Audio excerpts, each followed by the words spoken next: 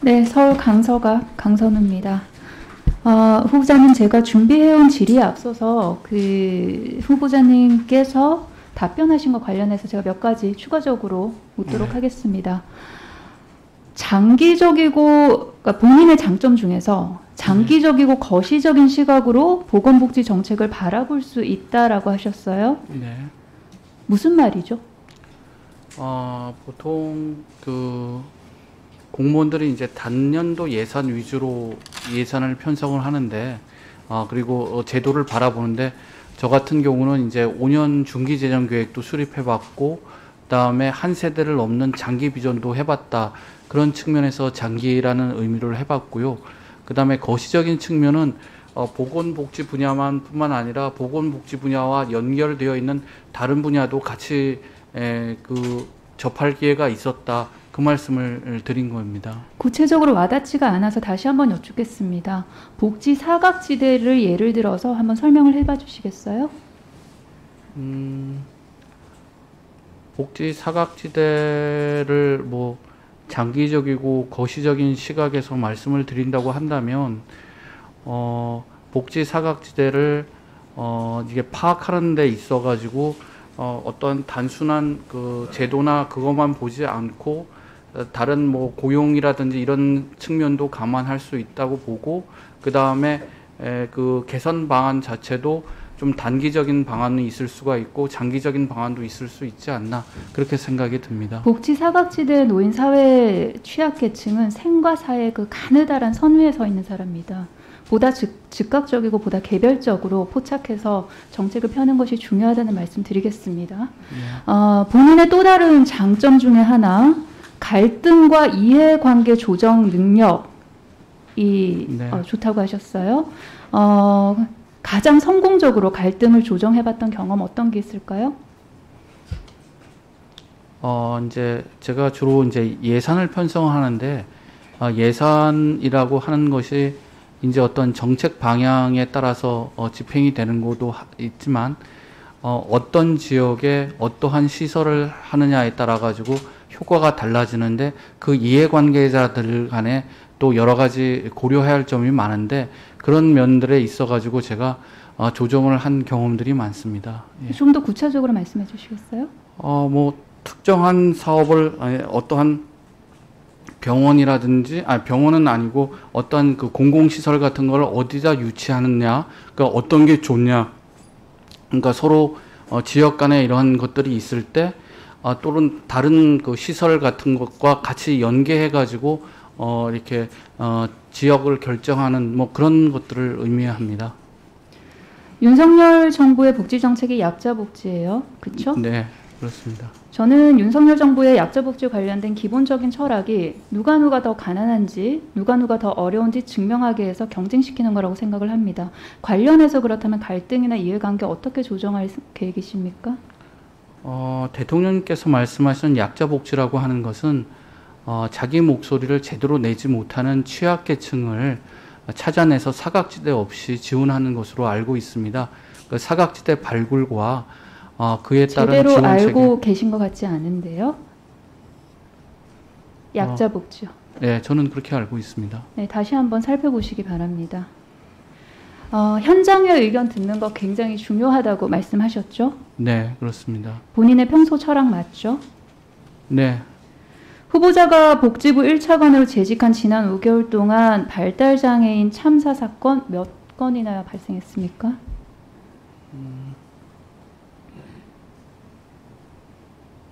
정확히 개수는 7건에 달합니다. 네.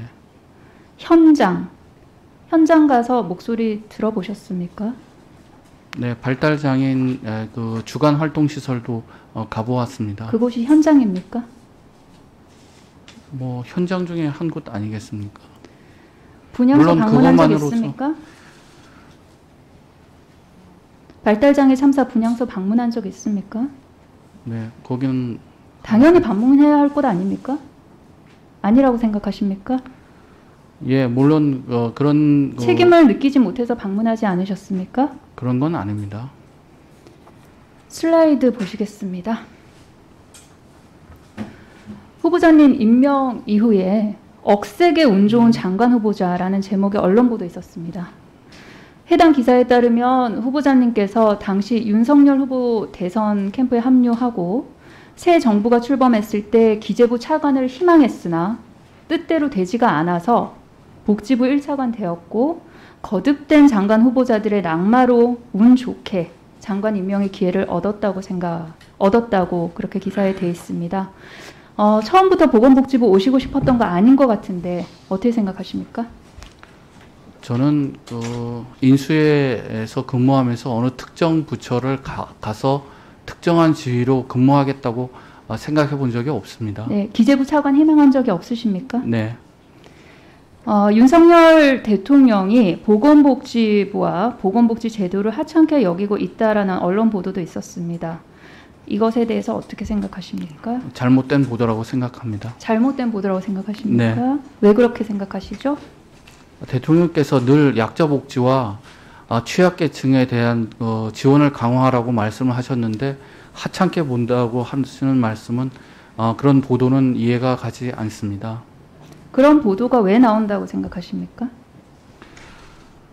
글쎄요, 뭐 여러 가지 이유가 있겠죠. 네. 네? 네. 그걸 제가 그분이 제도를 정부가 하는 정책을 잘 몰랐다 그럴 수도 모르기 때문에 그럴 수도 있는 거고요. 그 다음에 저희가 뭐 홍보를 제대로 못해서 그럴 수도 있는 거고 그렇게 생각을 합니다. 본인이 다른 부처 아닌 보건복지부 장관으로 임명되신 가장 큰 이유가 뭐라고 생각하십니까? 아까도 말씀드린 것처럼 국민연금 건강보험 개혁의 업무를 했었고 또 오랫동안 복지재정과 관련된 업무도 했었고 그리고 또 차관으로서의 업무의 연속성도 고려된 게 아닌가 그렇게 생각이 듭니다. 이도 좀 띄워주시겠어요? 복지 포퓰리즘 막을 스파르타 전사 되겠다.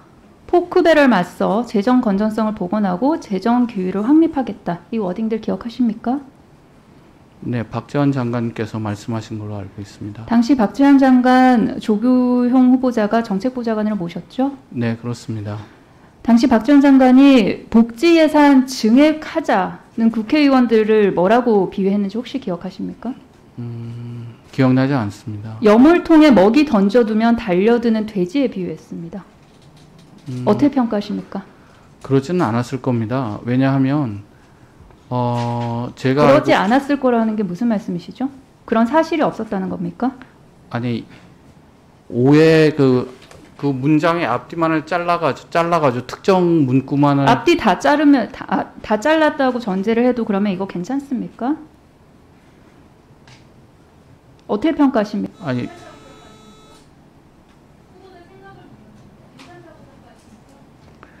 이분이 말씀하신 그 배경과 그리고 그 내용을 좀 잘 안 다음에 평가를 해야 된다고 생각이 듭니다. 아니 그러니까 왜 그렇게 말을 했는지는 배경과 이유를 알아야 되지 않겠습니까, 의원님?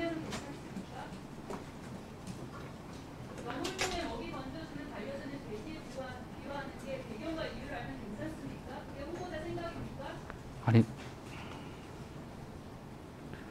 그거는 특정 정치인 전체를 의미하는 건 아닌 것 같습니다. 네. 정치인 전체 의미하지 않으면 괜찮은 거죠?